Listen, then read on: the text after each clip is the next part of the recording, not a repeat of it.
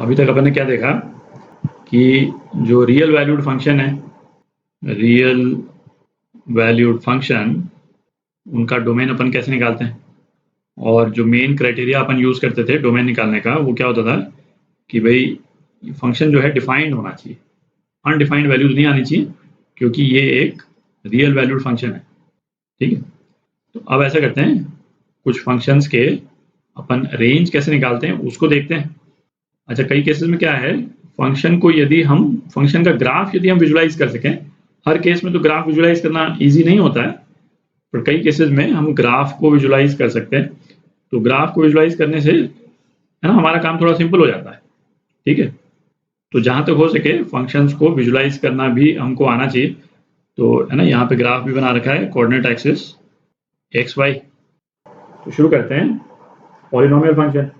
तो polynomial function जो है वो क्या होता है, y is equal to F X, आप फैमिलियर ही हैं, A naught plus A one x plus A two x square, और ये A N X raise to power N, है ना, ये इसकी लास्ट टर्म हो गई।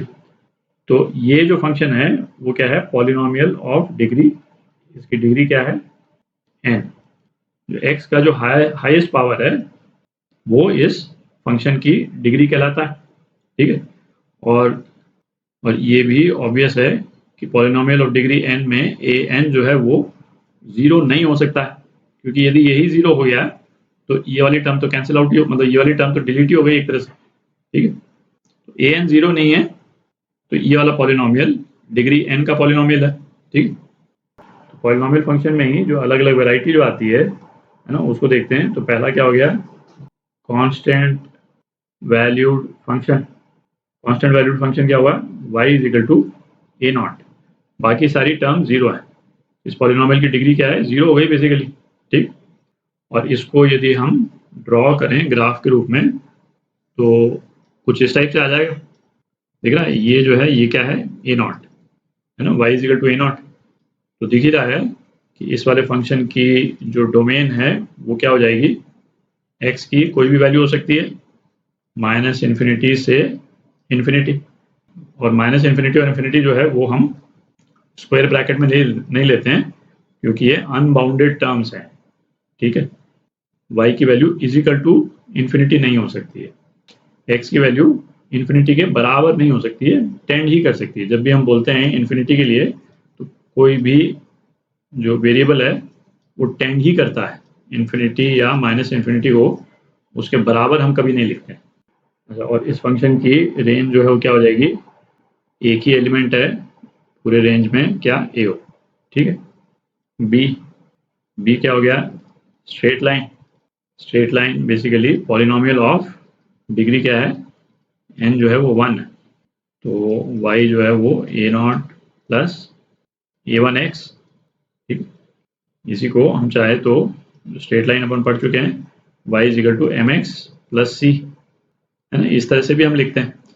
तो कोई भी एक स्ट्रेट लाइन में ड्रॉ कर दूं, है ना, इस तरह से स्ट्रेट लाइन हमने ड्रॉ कर दी। तो इसमें आप देख सकते हैं x की जो है कोई भी वैल्यू अपन रख सकते हैं, है ना, x की हर वैल्यू के लिए फंक्शन डिफाइंड है। तो डोमेन अगेन इस केस में क्या हो गया, माइनस इन्फिनिटी से इन्फिनिटी, और रेंज क्या हो गई, ऑल रियल नंबर्स। ठीक है, y की वैल्यू इन्फिनिटी से माइनस इन्फिनिटी तक कोई भी वैल्यू ले सकता है ना, ऑल रियल, और या फिर इसको इस तरह से लिखना हो तो माइनस इन्फिनिटी से इन्फिनिटी, ये भी लिख सकते थे। ठीक, डोमेन इस तरह से लिखें या फिर ऑल रियल, है ना, ये भी लिख सकते थे, आर लिख देते। तीसरा polynomial function, polynomial of degree two, quadratic equation basically, y is equal to a naught plus A one x plus A two x square. अच्छा, क्वाड्रेटिक इक्वेशन और उसका ग्राफ जो है वो किस तरह से बनता है ना, ये अपन क्वाड्रेटिक इक्वेशन वाले टॉपिक में कर चुके हैं, तो उतना डिटेल में दोबारा देखने की जरूरत नहीं है। और वहाँ पे अपन ने क्या डिस्कस किया था कि बेसिकली एक्स स्क्वायर के साथ का जो एक कोएफिशिएंट है ना, ये a2, ये प्लस है या माइनस है, ये डिसाइड करता है कि ग्राफ का शेप क्या होगा।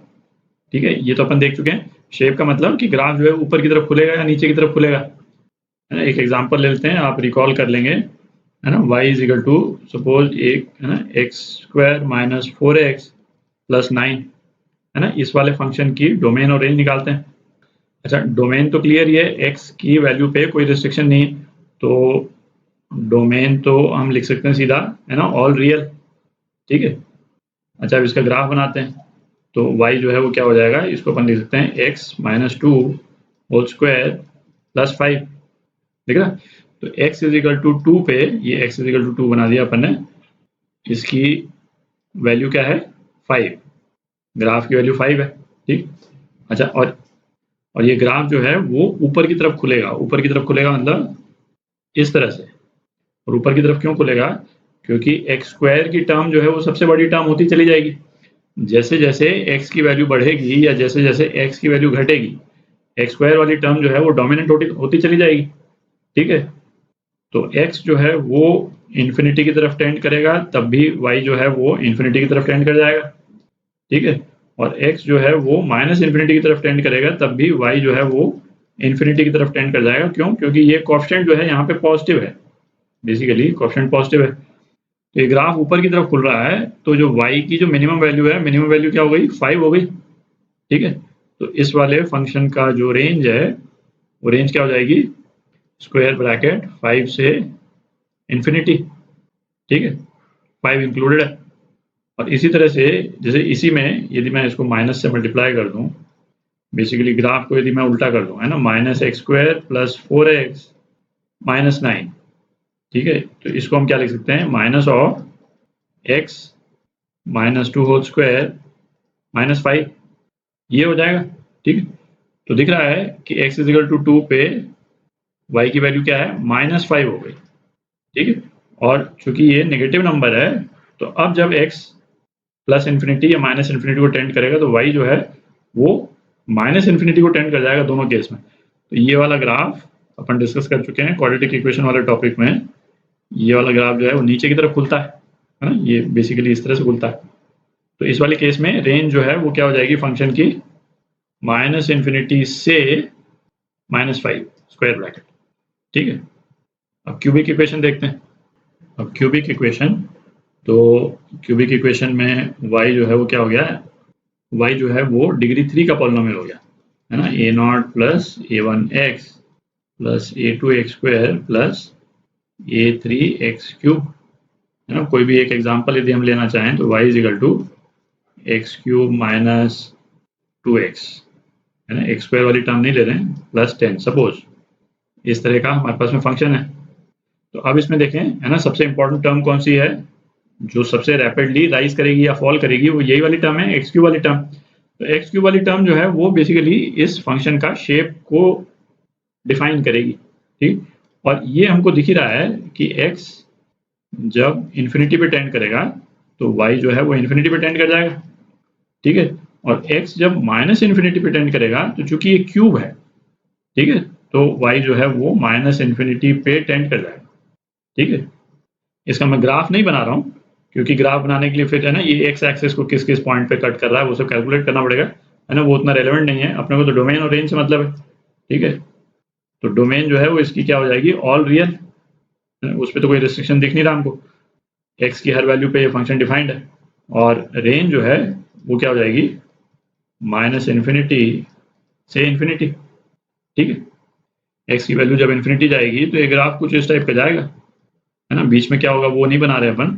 और जब x माइनस इन्फिनिटी की तरफ जाएगा तो ये ग्राफ जो है वो तेजी से माइनस इन्फिनिटी की तरफ जाएगा। ठीक, और यहीं पे यदि हम माइनस साइन लगा देते तो बेसिकली क्या हो जाता, ये बेसिकली क्या हो जाता, माइनस इन्फिनिटी पे ये x की वैल्यू माइनस इन्फिनिटी पे y की वैल्यू जो है प्लस इन्फिनिटी हो जाती, प्लस इन्फिनिटी की तरफ टेंड करता, और x की वैल्यू प्लस इन्फिनिटी पे ये y की वैल्यू माइनस इन्फिनिटी की तरफ टेंड करता, और कोई डिफरेंस नहीं आएगा। ठीक है, रेंज जो है वो सेम ही रहेगी। तो ट्रिग्नोमेट्रिक फंक्शंस, ट्रिग्नोमेट्री का टॉपिक जो है ना, मैं प्रिज्यूम कर रहा हूँ कि आप कर ही चुके हैं, फंक्शंस करने के पहले ट्रिग्नोमेट्री को भी कंप्लीट कर लेना जरूरी है। तो ट्रिग्नोमेट्रिक फंक्शंस के ग्राफ्स वगैरह कैसे बनते हैं उसको अपन डिटेल में दोबारा डिस्कस नहीं करेंगे। तो अब ट्रिग्नोमेट्रिक फंक्शन से रिलेटेड कुछ फंक्शंस की अपन डोमेन और रेंज निकालते हैं। पहला function y is equal to sine 2x। अच्छा, डोमेन तो हर केस में है ना, ऑल रियल है, कोई रिस्ट्रिक्शन नहीं है, इसलिए यदि कोई एक्सेप्शन आएगा तो उसको अपन अलग से डिस्कस करेंगे, बट अदरवाइज है ना, ये क्लियरली आप देखें कि इन सभी फंक्शंस की डोमेन जो है वो ऑल रियल है ना, ऑल रियल नंबर्स। इसकी रेंज जो है वो क्या हो जाएगी, -1 से 1 है ना, यहाँ 2 लगाने से कोई फर्क तो पड़ता नहीं। दूसरा y is equal to sine of x square, ठीक। तो इस केस में भी रेंज जो है वो फंक्शन की -1 से 1 के बीच में वेरी करेगी। साइन का इनपुट भले पॉजिटिव हो जाएगा एक्स स्क्वायर करने से, पर साइन इस फंक्शन की जो वैल्यू है वो इसके पॉजिटिव या नेगेटिव होने पे तो है नहीं, है ना, पीरियोडिक फंक्शन है वो तो, है ना, किसी टाइम पे पॉजिटिव जाएगा, किसी टाइम पे नेगेटिव जाएगा। तो रेंज जो है -1 से 1। तीसरा y is equal to sine square x. इस वाले केस में हमने बेसिकली साइन एक्स का ही स्क्वायर कर दिया, तो रेंज जो है वो 0 से 1 हो जाएगी, ठीक। साइन एक्स की माइनस वाली जितनी वैल्यूज हैं वो साइन स्क्वायर एक्स में कन्वर्ट होकर के पॉजिटिव हो जाएंगी, ठीक है, और मैक्सिमम वैल्यू 1 ही रहेगी। y is equal to cos square x minus sine square x, ठीक। तो इस तरह के केसेस में कोशिश करें जहां तक हो सके इसको हम सिंप्लीफाई करके एक या दो टर्म में कन्वर्ट कर लें। तो ये तो हमको मालूम ही है cos 2x के बराबर होता है, और cos 2x की रेंज जो है वो क्या हो जाएगी, -1 से 1, ठीक है। y is equal to 3 plus sine x, ठीक है। तो इसकी यदि हमको रेंज लिखनी है तो हम किस तरह से करें, भाई ये 3 तो 3 ही रहेगा, है ना, चाहे साइन एक्स की चाहे जो वैल्यू हो। 3 प्लस ये साइन एक्स की जो रेंज है वो -1 से 1 वेरी कर रही, ठीक है। तो अब ये वाला जो राइट हैंड साइड वाला जो एक्सप्रेशन है वो किससे किसके बीच में वेरी करेगा, जो -1 जब मिनिमम वैल्यू आएगी उसमें 3 ऐड हो जाएगा, तो मिनिमम वैल्यू इसकी क्या हो गई 2, ठीक है, और मैक्सिमम वैल्यू साइन एक्स की 1 है जो इस कांस्टेंट के साथ ऐड होकर के क्या हो जाएगी 1 + 3 4। तो 2 और 4 के बीच में, है ना, ये एक्सप्रेशन की वैल्यू वेरी करेगी। फिर नेक्स्ट देखें, है ना, कौन सा 6th नंबर का हो गया फंक्शन ये, y is equal to sine 2x plus 2 whole square -4, ठीक है। तो इसका जो रेंज है ना, रेंज क्या हो जाएगा, यदि ये वाला एक्सप्रेशन यदि अपन देखें तो साइन 2x इसकी रेंज तो -1 से 1 के बीच में वेरी कर रही, ठीक है, प्लस इसमें 2 लगा हुआ है ना, बाकी सारे तो कांस्टेंट्स ही हैं, ठीक है, उनको तो अलग से कुछ इवैल्यूएट करना नहीं। इसका स्क्वायर -4 यही रेंज होगी, ठीक है।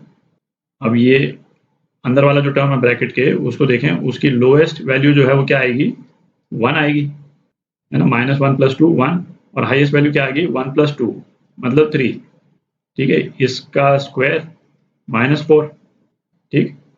अच्छा, अब ये वाला एक्सप्रेशन देखें तो इस वाले एक्सप्रेशन में जो मिनिमम वैल्यू है ये क्या होगी, मिनिमम वैल्यू 1 है तो 1 का स्क्वायर 1, और मैक्सिमम वैल्यू क्या होगी 3, ठीक है। तो 3 का स्क्वायर तो मैक्सिमम वैल्यू क्या हो गई 9 हो गई, -4। तो ये वाला जो एक्सप्रेशन है इसकी रेंज जो है वो क्या हो जाएगी, जब भी मिनिमम वैल्यू आएगी तो ये -4 तो रहेगा ही, तो मिनिमम वैल्यू इसकी -3 हो गई, और मैक्सिमम वैल्यू क्या हो गई 9 - 4 5, है ना, ये रेंज हो गई इसकी, ठीक है। तो अगले वीडियो में, है ना, कुछ और फंक्शंस की रेंज निकालेंगे अपन।